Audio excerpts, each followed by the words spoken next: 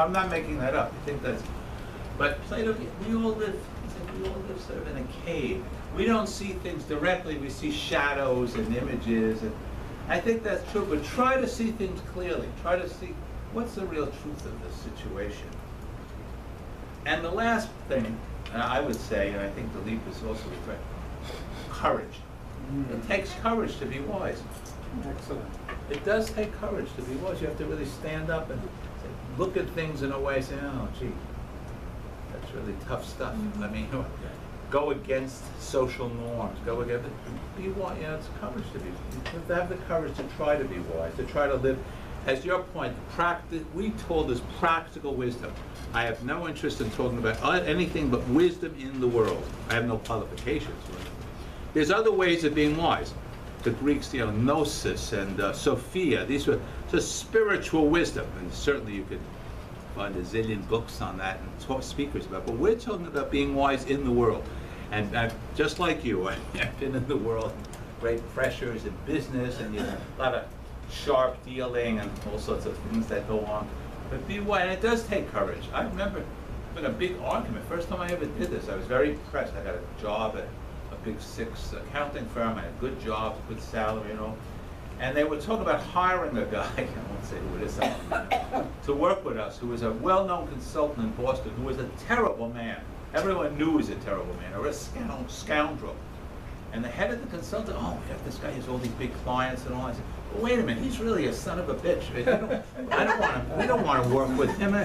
He said, well, you crazy, look at his client list. I said, I don't care what his clients. I said, would you hire Herman Goring if he had all those clients? And this guy actually said, yeah, I think we probably would. He had a bad opinion of me afterwards. I'm not, that's really true. Ernst & Young, the company imploded, got rid of all their consultants. So that fills up my time, but yes, go ahead, yes, sure. One of the ones you mentioned was live in the shadow of the future. Future, not the past. That's right. What about the present? Well, I think, in some ways there is no present. It's always past or future. And so think about that. In some ways there is no present, but living in the present is fine, but that's sort of a different discussion. But I think when we have an action to take, not so much day-to-day life, but an action, do A rather than B, think about how it affects the future. Because I know in mindfulness, yes, the idea is that's what it's about. To well, it's I may say the past or reflection, the future, but live in the moment as well. I think both things are valid. I mean, I'm again, this is a class on living in the world, and I think mindfulness, which I'm certainly all for, is a little bit different. It's certainly different than what I can speak about with any authority. I'm not that mindful. Uncover it. But my dear, I agree. The present moment's the Right, only because thing that yes. matters. Maybe there is no present moment. Maybe everything's either the past or the What future. does living in the moment mean? If we weren't Well, in I the present, think- we wouldn't be listening to you right now. Yeah, but We'd be thinking of the past. or the Yeah. yeah, thinking of the So we're in past. the present now. Yeah. Well, I'm not sure. As soon as you said it, it's the past. I mean, we can have a good discussion about this, and it's probably a little off the topic. It's fine. It's a great thing. Think about it. I mean, we're not here to. This isn't a quadratic equation. I can't solve it. To live in the present requires a subconscious understanding of what happened before, and maybe or maybe not an unconscious sense of what might come, because in the moment we are making a decision, hopefully consciously. But what's that based on? Well, I'd like to think, again, this is hard to, this isn't a class about science. I mean, I can't prove it. I like to think that we're free to make decisions, that in spite of, I grew up in a crazy place, and my parents weren't exactly ideal parents and all. But I like to think I try to make decisions, seeing things clearly, and I do my best. I don't always succeed, but I try to do my best. And I think that's all you can do. You can just try to do your best under all adverse conditions. I've met people who had incredibly awful childhoods and did okay. They really, and others who had lesser childhoods didn't do. I mean, you just do the best you can. I mean, when I follow my gut on certain things and not the brain, Yeah. I'm usually right. When I deny some of my gut instincts That's because interesting. I want to Yeah. make it right or whatever it is in my head, I more often than not regret Yeah. that decision that I have made. I've got to follow that little thing, and it sits Nice, right here. yeah. I feel it.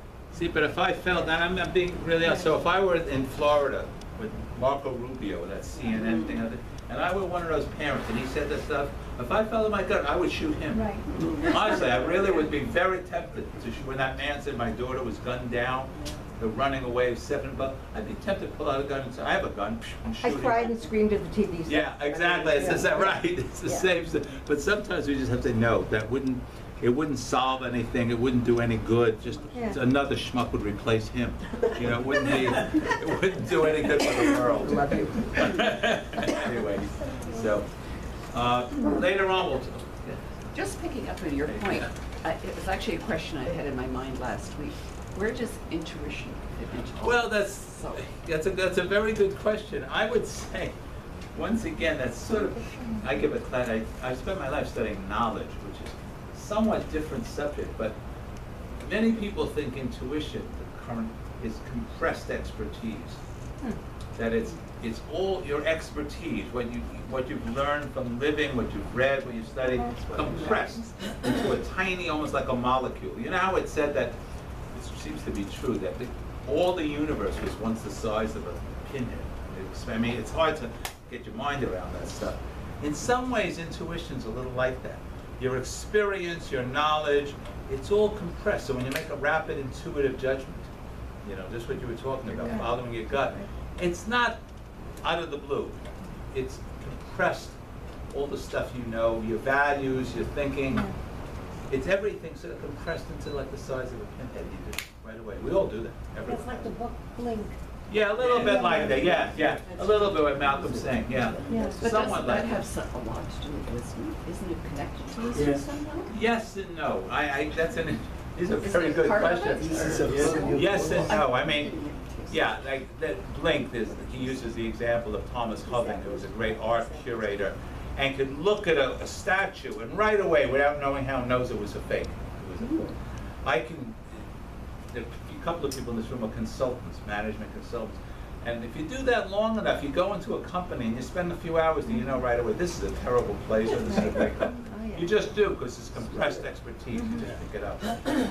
Is this tied to wisdom? Yes, it is, in the sense that it's everything you've lived and known summarized. But there are people, you know, grow up in certain ways and live their life certain ways where their intuition is probably bad. It's not good. They may lead them in bad ways or not help the world. These are deeply complex subjects. I mean, it's a very good question. You should have to answer it for yourself. I mean, it's not, again, sometimes I wish we were teaching science or something. You know, say, oh yeah, A always equals B. But it doesn't. It's tricky, very tricky. You certainly don't want to ignore that. You can't live a life of pure rationality. No one does. That's just not even done in the world. Okay, we'll come back with, and we're going to have a further discussion. So we're going to have 20 minutes at the end of it, Yeah. where, you know, I give you a note card, where I'm going to request you to write down what you're getting out of this class. What are the questions, or what is the main thing that your takeaway is? And we're going to discuss it. And often in these classes, that's the most valuable part, because it's not what we say that's important, it's what you take away that ultimately the most important thing. To hear it from other people, you know, I got this out of the class, becomes the most valuable. So the last 20 minutes of this, and there are about 20 people here, so we'll each have a minute, and you'll be surprised, a minute is actually quite long. You'll find that, okay, you'll find it work. So we are saying that we are living in an imperfect world, and you'll notice how good my spelling is. Was it perfect? And I said there'd be two things, and how many things did I write down? Just one, right? No, I wrote down open-minded and positive, but Shraddha was one. The second thing you need, and Larry touched on it, it's satsang. In other words, this is not something you can do alone. This is best done in the company of other people. Right. Who are also searching for wisdom. Yeah. That's a very important, you can think of it as your support group. Can you see this from where you're sitting? It's kind of important, okay? The third thing to remember, that in wisdom, we think of being able to tell what is true, okay? To tell what is good, to be able to take just action, to have what you would call discernment,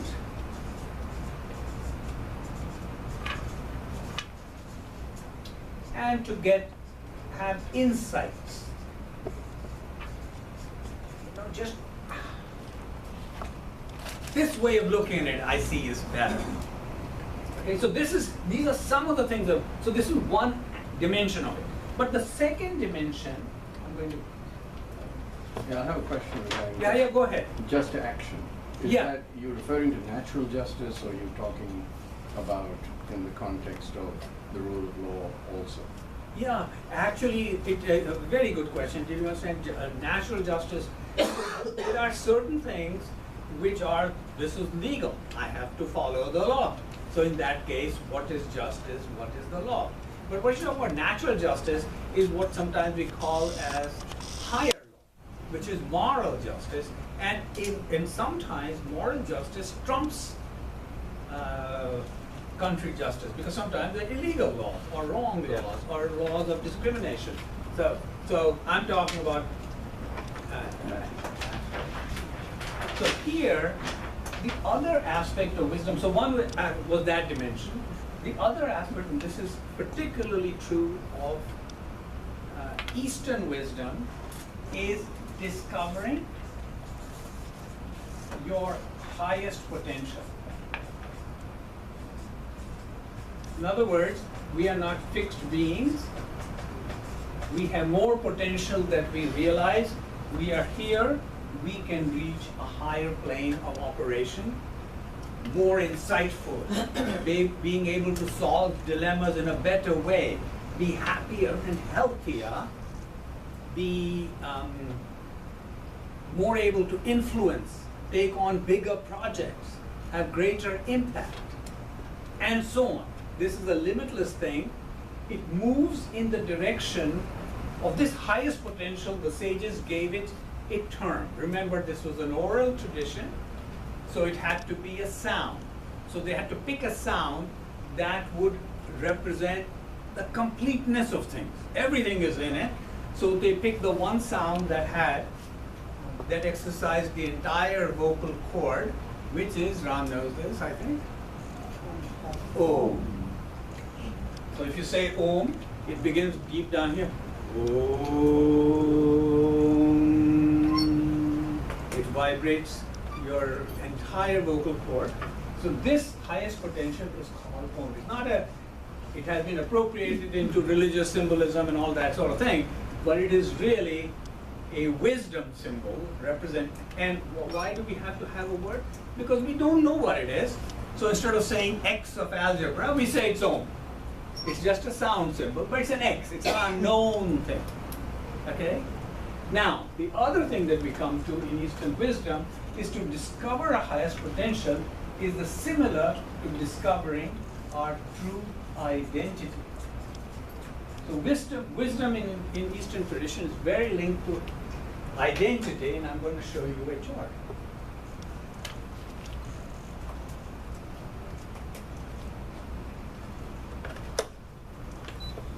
While that's coming on, I'm going to ask you, remember that satsang? So where is that satsang taking place? Here for us? Right here. Huh? In this classroom, right? Yeah. Is it taking place in this classroom? Yeah. Is it really?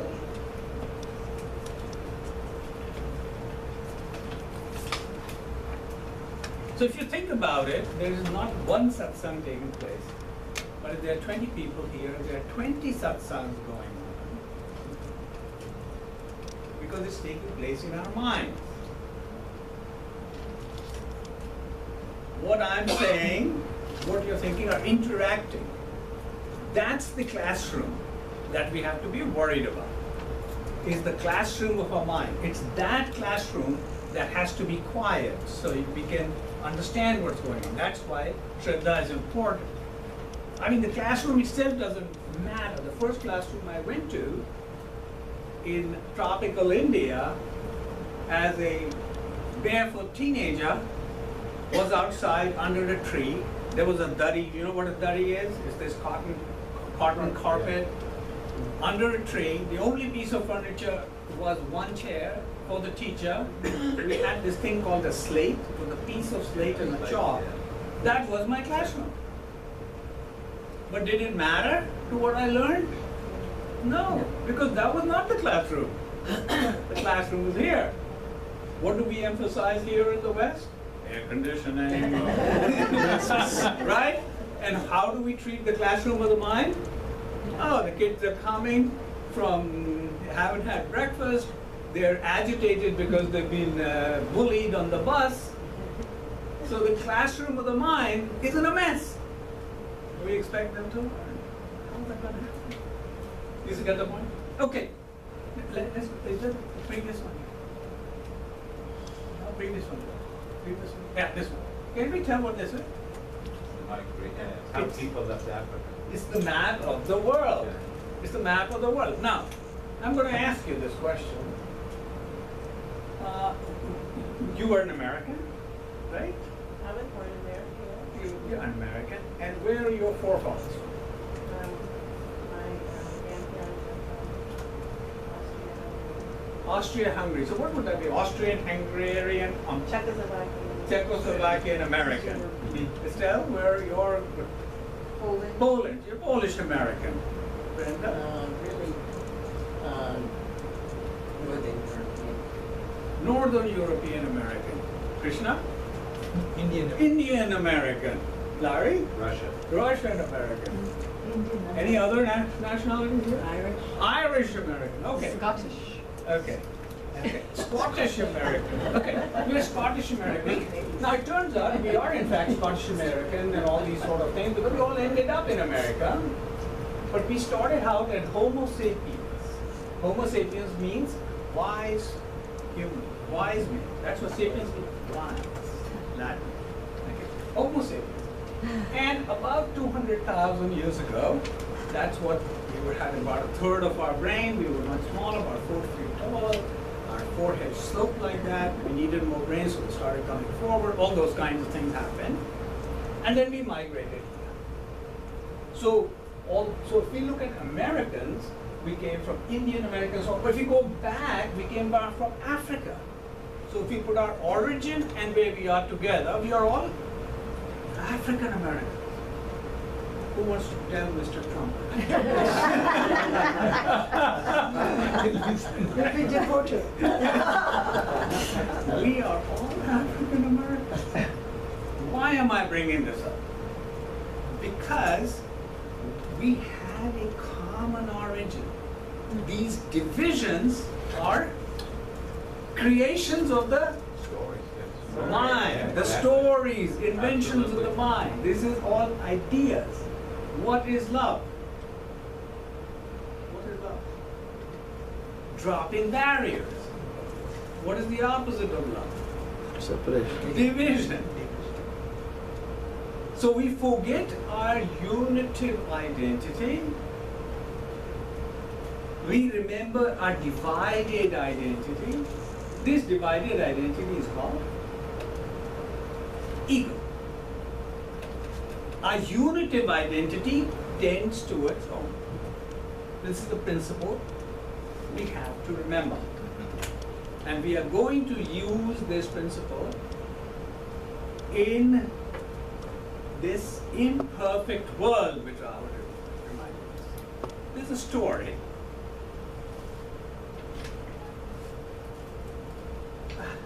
Come on in.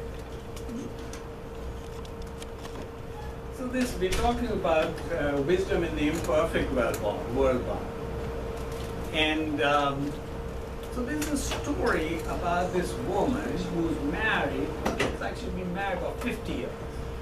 And her husband is obviously a very difficult curmudgeons. I think a lot of people can identify, doesn't it? You know, a real curmudgeon. And you know, anything you talk, and he sort of jumps at you. You know, like some people love to be devil's advocate. I mean, before you said